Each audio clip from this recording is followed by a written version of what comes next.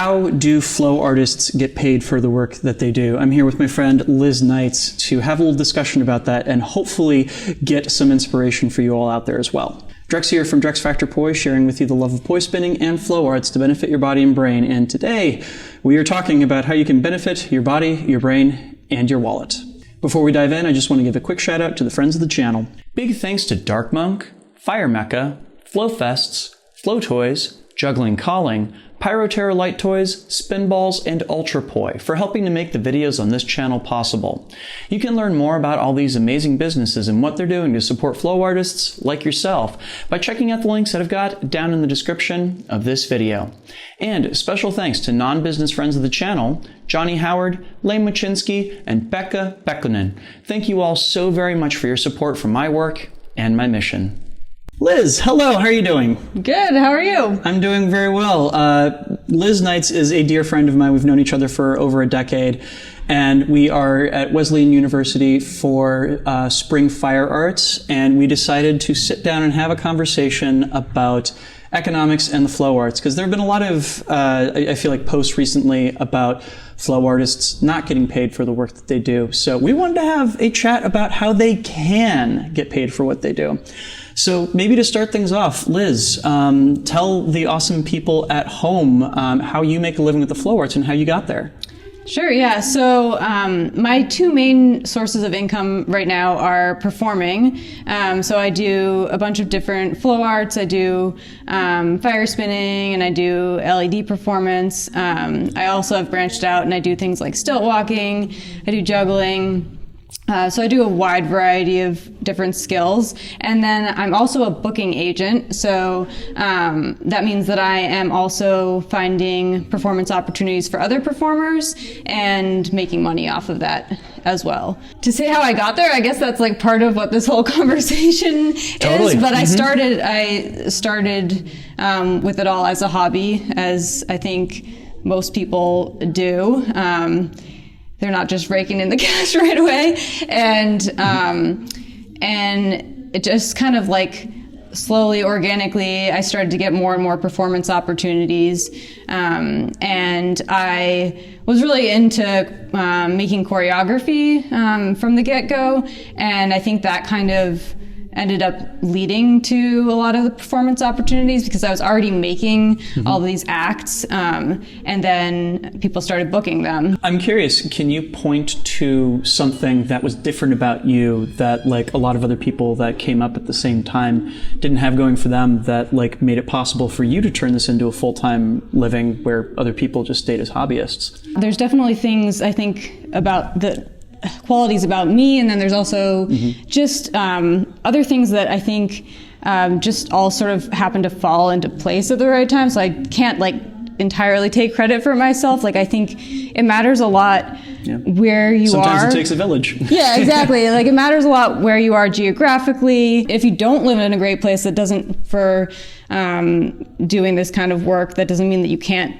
pursue it. Like you can definitely travel and find other opportunities, but that helped a lot. And like having a lot of friends who were already doing it as a career and so like were an example for me. In terms of personal qualities, honestly, like I'm really good at writing an email. I think that's like being really organized and on top of things matters a lot in this field. Someone told me at one point, you know, just be easy to work with. And I would try to apply that to things as much as possible. I mean, you also want to stand up for yourself in the industry too, but like, being easy to work with and just responding to things on time and stuff like that. And I think like seeing the places that I needed to improve and add on to my skill set, I very deliberately was like, I'm going to start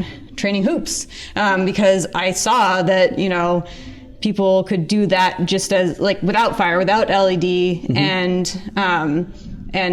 your average layperson wanted to see that. As much as I would love to just like spin poi at every single gig that I do and like just do that, I knew that that wasn't necessarily going to lead to a full-time performance career. Well, so there's a couple things I want to pull out of there that I think are really interesting. One of which being that like you identified where the market was going, and that is where you directed your energies to. That like it wasn't a matter of why will nobody hire me? It was this is what gets people hired.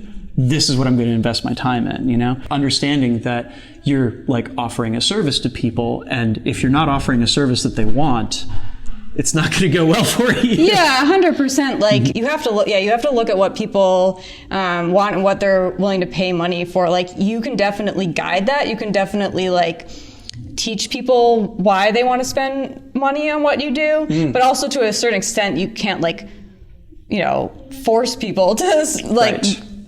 Spend money on something that they don't necessarily want. So I'm also kind of curious about things on the administrative side, because it's not just that you do gigs, but you book gigs for other people, which as a business person myself, of course, like there's a little flag that goes up for me there, because that is something that, you can do that at home. That doesn't require you to leave your desk. It's so nice. Yeah, totally. It is a way that you can earn money off of not even physically having to be at a gig. That's just another way of like diversifying income. I mentioned, like, okay, I can't just spin poi. Like I need to branch out into these other things. And I think a lot of circus performers do end up doing something in addition to performing, and that makes it all viable. And so you'll see like a lot of circus performers also teach. As a performer, you kind of have to almost wake up and do interviews every day. It's like you kind of imagine if like every time you wanted to work, you had to do another interview,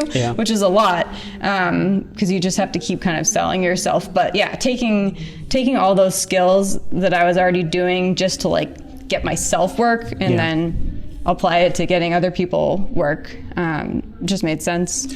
Well, and that makes a great segue to asking about how do you decide whom you're going to hire? That's just nepotism. Skill level. Definitely looking at people's skill level and their professionalism. So like, do I know that they're going to show up on time and look good? Word of mouth matters a lot too. Like, because you just trust the people that you work with, and you trust them to give good references. So that matters a lot too. Like, it also matters, like, is the person fun to be around if I'm like working with them? If somebody were starting off with a performance career right now and they came and said, give me one piece of advice, what would it be? Oh my God, just one? I mean, you can make it a top 10 list if you want. But we've only got so much time here. I know, yeah. I mean, but I usually tell people, like, get some good costuming and get some promo of that.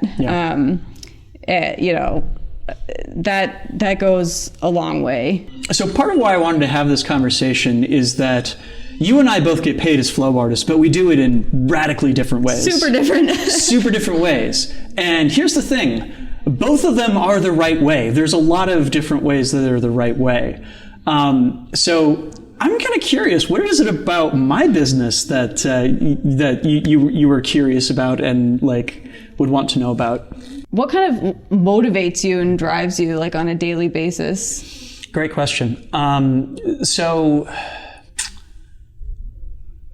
partially anxiety, but there was a point at which I almost quit, and what brought me back in was I got a message from somebody who lives in Iran who was watching my videos and wanted to share with me some of the stuff that they had been learning, and I like had an oh shit moment and realized that what I was doing could have a real impact, like so much farther and wider than I would ever be able to directly touch myself. Like, I have no shortage of ideas. I have no shortage of things that I want to say. It's always a question for me about what is the thing other people are going to be most interested in hearing. You know? Yeah. That's where I usually get stuck, and that's where that's where I usually require some help. At this point, could you imagine yourself in any other job? I think that I've picked up skills that would serve me well in a more traditional job. I mean, at this point, I know a lot about marketing and editing and video production and even just at a basic level, administrative stuff, you know, like There's no way that you can run a business without knowing your way through spreadsheets. Like, on a practical level, no, I love what I do and I want to keep on doing it. But like, physically, could I do that? Yeah, I could. I can see a number of marketable skills that I have at this point that I could apply to a traditional job if I wanted to. I'm not interested in doing it though. One thing I have thought about a fair amount is like, if I wasn't performing, would I still want to do the booking work? And I don't, I think the answer is no. I don't think I like that part of it enough to be like doing it separate. Part of what I don't love about that is I don't like feeling like I'm wasting my time. And so when I put a lot of energy into trying to like get a gig or something and then it goes to someone else, it's like, it's not that I am upset that they got it, but I don't like feeling like I've wasted my time. Sure. And I will say that is one thing that I really appreciate about being a content creator is like scarcity, if it exists at all, doesn't work in the same way. You know, there's no such thing as a scarcity of people's attention. Yeah. You know, as long as I keep producing content, there are people that are going to keep on watching it. And likewise, you know, the limit on the number of people watching flow arts-based content is not a limit on the number of people out there or the amount of attention they have. It's a limit on the amount of content there is for them to consume. And we are so far away from saturating that at this point. Somebody goes from, I enjoy this thing, to I'm going to get paid doing this thing, or I am going to make a living doing this thing. Which those are three very, very different phases. Yeah. What did each of those three phases look like for you? And how did you know when you had gotten to the point where you were ready to move on to the next phase? Step 2, profit. Yeah. Step 3, 4, 5, 6. Like, I think it's just important to not skip the step of, do I enjoy doing this thing that I can make money off of, right? Like, you know, there are a lot of different ways to make money in the flow arts. And I think, and we've talked about this, like, I think that it can be easy to just like look at someone who's having fun, you know, being a performer or whatever, and not necessarily like stop to think about like whether you actually really enjoy performing. You just sort of like see this model and you're like, okay, I guess that's the next step I have to take. It doesn't have to make you happy. Like, a lot of work doesn't make people happy, but like, you know, if that's your goal, you know that you're ready to start earning money off of it. Like, if you want to do it and if people are willing to pay you, I guess, you can try out like a couple of performance opportunities. I think just trying out performing in non-paid settings can kind of like give you a feel for it. I did a lot of performances at various flow festivals, and so that was definitely like a good place for me to sort of test the waters on it. And you don't have to be like the most high skilled performer to start. And in terms of like having it be your living, I feel like that's kind of a financial thing, like, figuring out whether it's something that can actually like sustain you or not. You know, you and I came down on opposite ends of this equation because I hate performing with a deep, fiery passion. And I very specifically arranged my income stream so that I would never have to do it again. Whereas, you know, you're an amazing performer and you're one of the most successful performers I know. And at the same time, I know that as a content creator, that is something that, you know, you enjoy doing, but from what I've been able to tell from talking to you, that is something that you're neither passionate about, nor do you feel like the investment of time always equals out, like, you know, what you're getting back out of it, you know? Yeah, and that's something like I've made a very deliberate decision about in terms of the content creation, is like, because I make money off of flow arts and these other ways, like I kind of want to keep the content creation just like for me. But yeah, like I just want to have that part not be work, and just be something that I can do whatever I want. Yeah, for sure. I think one of those central questions buried within this is that question of what am I worth? So how did you come to a point where you decided what you were worth, and how did that impact business for you? You sort of get to a point where you're just like, this is the amount of money that I want to make when I do X, Y, or Z. You know, like you'll be doing something and you'll just feel like, that just like wasn't really enough, like for all the work that I put into or whatever. And it took me a while to understand like all of the things that I needed to be charging for. And a lot of performers, when they start out, they aren't considering like charging for all the work that goes on behind the scenes, the quote, the booking work. So like the time you spend making a contract and all that stuff. Totally. At a certain point, if you're doing it as your full-time career, you have to think about the same things that everyone has to think about. So you have to be like, is this covering my rent? Is this covering my Roth IRA?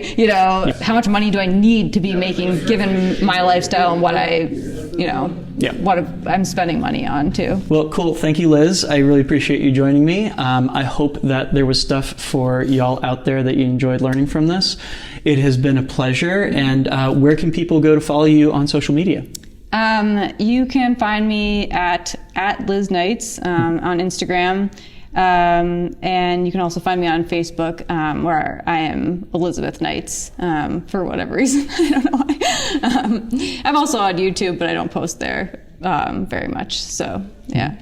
But feel free to reach out to me with questions. I'm always happy to answer questions about this stuff within reason. Cool. Well, if you got anything out of this video, please make sure to like, comment, share, and subscribe to keep the conversation going, and of course to help my channel grow. This video would not be possible were it not for the kind support of all of these nice people right here. These are my Flow patrons over on Patreon, and they, along with the people listed down in the description, help to make this video and all the videos on this channel possible. If you enjoy these videos and you want to support me in my mission, you can do so by heading on over to patreon.com/DrexFactorPoi and sign up. There you can get access to a whole host of awesome rewards, and you'll be helping me out in my mission. Thank you in advance. If you want to check out a bunch of other videos that I have done on flow arts and flow arts business, I will leave a link to a playlist down in the description or up on screen if you are watching on YouTube. Thanks so much for watching. Get out there and break some eggs yourself, and hopefully I will get to interview you someday on what kind of business you run. Yeah? Take care, have a good one, and enjoy the flow. I'll talk to you soon. Peace. Bye. Should we do some clickbait thing where we're we discuss why TikTok's bad? No. No. Just kidding.